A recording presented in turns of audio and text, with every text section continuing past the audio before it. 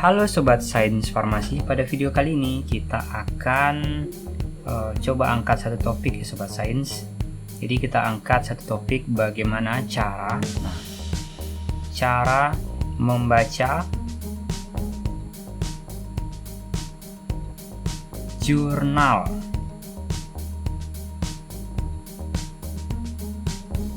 ilmiah ya tentunya ya Sobat Sains. Jadi pada video kali ini kita langsung aja ke topiknya. Oke, pertama kali yang mesti kita lakukan yaitu adalah mencari jurnal tersebut ya. Biasanya kita mencari pakai Google Scholar aja biasanya. Dan kita ketik di sini Google. Oke, kita ketik Scholar, Google Scholar. Nah, misalnya kita klik di sini dan kita sampai ke halaman pencariannya.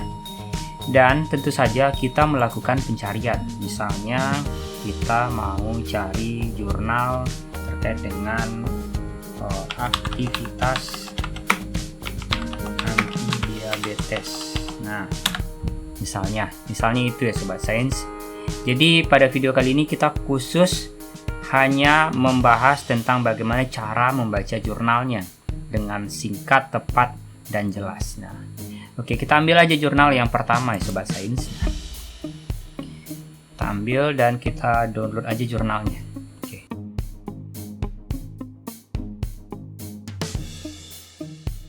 Oke, kita buka aja jurnalnya. Nah, misalnya seperti ini ya Sobat Sains. Nah, jadi kita dihadapkan ke 7 lembar. Nah, ini kebetulan di bahasa Indonesia. Jadi yang pertama kali yang mesti kita lihat itu adalah dari judulnya terlebih dahulu Sobat Sains. Nah, dari judulnya. Jadi kita harus bisa memasukkan judul yang hendak kita cari tadi. Yang judul yang tepat dan ringkas yang terkait dengan variabel penelitian yang sedang kita jalanin. Jadi di sini bisa dilihat ya Sobat Sains, judulnya apa gitu ya. Oke, misal kalau dari segi judul itu kita sudah menemukan jurnalnya. Oke. Yang pertama, contohnya di sini adalah jurnal terkait uji aktivitas antidiabetes mellitus senyawa metabolit sekunder fraksi air dari beras ketan hitam pada mencit putih. Nah, ada beberapa yang mesti kita perhatikan selain judul. Oke, kalau judulnya sudah oke, kita akan bergerak ke abstraknya terlebih dahulu. Biasanya abstrak itu terdiri dari 4 bagian ya Sobat Sains. Nah, biasanya itu terdiri dari 4 bagian. Nah, jadi beberapa bagian daripada abstrak ini wajib kita lakukan analisis terlebih dahulu. Nah, jadi di sini sebelum kita melakukan pembacaan ya, misalnya dia mau melakukan penelitian tadi, latar belakangnya apa gitu ya. Pasti kita lihat yang di beberapa paragraf yang di awal. Tentunya di sini, habis itu nih, oke. Diabetes treatment can be done, dapat diatasi secara medis ataupun secara tradisional. Oke, dan ini adalah terkait dengan latar belakang penelitian yang dilakukan oleh peneliti tersebut. Oke, berikutnya untuk yang kedua itu terkait dengan metode biasanya. Oke, metode yang ini bisa diartikan di sini dari research antidiabetes mellitus fraksi air da bla bla bla bla. Di sini dia menjelaskan metodenya ya, sampai dia menjelaskan di sini dia pakai mencit. Berikutnya ini sudah dijelaskan, ini masuk ke penelitiannya lagi ya. Oke. Ini masuk ke metode, metode instrumen, dia pakai Nesco dan variasi dosisnya segini ya, segini. Oke. Jadi dari sini saja kita sudah bisa mendapatkan data-data apa yang hendak kita mau dapatkan tadi. Berikutnya yang ketiga adalah tentang hasilnya. Nah, jadi hasilnya bisa dilihat di sini. Oke, research data were analyzed with SPSS. Yang variasi pakai ANOVA di sini dan Duncan. Nah, hasilnya menunjukkan fraksi air daripada beras hitam tadi dapat menurunkan kadar gula darah pada mencit. Nah, Oke, ini adalah hasilnya. Dan yang terakhir adalah terkait dengan konklusinya. Nah, konklusinya di step yang akhir adalah jadi bisa diartikan di sini dia membaca hasil daripada statistiknya. Nah, dan hasilnya di sini di bagian akhir ini konklusinya ataupun kesimpulannya, fraksi air, dosis fraksi air dapat menurunkan kadar gula darah. Nah, dengan dosisnya segini 500 mg per kilogram berat badan. Jadi dari sini saja kita bisa melihat apakah jurnal ini tepat atau tidak misalnya. Oke. Jurnalnya mungkin cocok ya bagi kita gitu nah. Tapi dalam hal ini kita nggak tahu di sini. Kita ingin gali lebih dalam lagi. Setelah kita membaca daripada abstraknya tadi, kita langsung saja loncat ke bagian kesimpulan. Nah, jadi kesimpulan ini betul-betul ditegaskan di sini. Dari hasil penelitian dapat disimpulkan bahwa ekstrak air tentunya sobat sains. Nah, dari beras ketan hitam dapat menurunkan kadar gula darah dan penurunan tertinggi kadar gula darah terjadi pada dosis 500. Nah, bisa diartikan di sini fraksi sisa air ataupun fraksi air dari beras ketan hitam itu dapat menurunkan kadar gula darah. Nah, oke. Setelah kita dari kesimpulan, tentu saja kita penasaran bagaimana hasil detail yang didapatkan dari penelitian ini. Oke. Pertama kali kita pasti akan melihat tabel-tabel ataupun grafik di sini.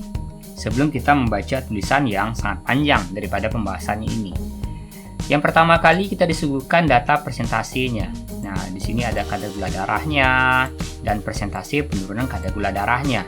Ini yang pertama kali kita highlight terlebih dahulu untuk membaca hasil dan pembahasan. Bisa dilihat di sini, ini nilai kontrolnya, ini pembanding. Berikutnya di dosis 1, 2, dan dosis 3. Nah, bisa kita baca tabel ini dan rasa-rasa untuk membaca tabel ini pun juga tidak terlalu sulit. Tinggal kita bisa melihat visualisasinya. Kalau data ini kurang, tentu saja biasanya data-data berupa grafik ataupun diagram batang ataupun sejenisnya itu biasanya disuguhkan juga di dalam beberapa jurnal ataupun hampir keseluruhan jurnal yang membahas terkait dengan grafik. Nah, berikutnya setelah kita melihat tabel ataupun grafiknya tadi, kita bisa membaca bagian-bagian yang kita anggap penting di bagian pembahasannya. Dan tentu saja kita bisa melakukan citasi terhadap hasil yang sudah didapatkan oleh peneliti ini. Nah, berikutnya tentu saja kita penasaran bagaimana metode peneliti ini melakukan penelitian ini. Nah, lanjut aja kita ke bagian 2 di sini. Bagian metode penelitian. Ini adalah bahannya, ini adalah alatnya, ini hewan percobaannya di sini. Bisa dilihat di sini hewan yang digunakan di sini adalah mencit putih jantan yang berumur 2-3 bulan dengan berat badan 25-30 gram. Jadi seperti yang kita ketahui, rentang untuk mencit itu ada di 20-30 gram saja. Tetapi siogianya kita wajib mencantumkan apa ataupun berapa berat badan yang dipakai pada penelitian ini. Berikutnya di sini juga dikasih tahu pun juga cara isolasinya. Di antaranya ada ekstrak dan cara memfraksinya. Jadi kalau teman-teman yang ingin mencari cara melakukan fraksinasinya atau sitasi fraksi, tentu saja jurnal ini bisa dilakukan sitasi. Nah, bisa diambil atau disitasi jurnal ini. Berikutnya untuk pembuatan reagen ada juga di sini diterangkan. Pembuatan larutan glukosa 10%-nya pun juga ada di sini jelas. Pembuatan suspensi glibenclamidnya pun juga ada, penentuan dosis dan pengujiannya pun juga dikasih tahu di sini sebelumnya. Oke. Nah, jadi cukup sebentar aja kita butuh waktu untuk membuat kita mengerti bagaimana cara membaca jurnal. Jadi dari satu jurnal ini kita bisa melihat di sini, kita bisa mengetahui bagaimana cara kita untuk membaca jurnal ini. Oke Sobat Sains, bagi kamu yang ingin tahu cara baca jurnal, yang tadinya skip video ini dari awal sampai tengah tadi ya Sobat Sains, mendingan kamu bisa ulang lagi videonya dari awal lagi ya Sobat Sains, karena ini bahasan video yang sangat singkat sekali sih menurut saya di sini. Oke, dan ini cukup untuk satu jurnal aja ya Sobat Sains. Kalau untuk yang jurnal ilmiah berbahasa Inggris pun juga akan sama saja metodenya, namun di sini bahasanya saja yang sedikit berbeda. Oke Sobat Sains, sampai jumpa di video yang selanjutnya. Bagi kamu yang masih ragu dengan metode ini, silahkan tanyakan saja di kolom komentar, dan see you next time in the next video.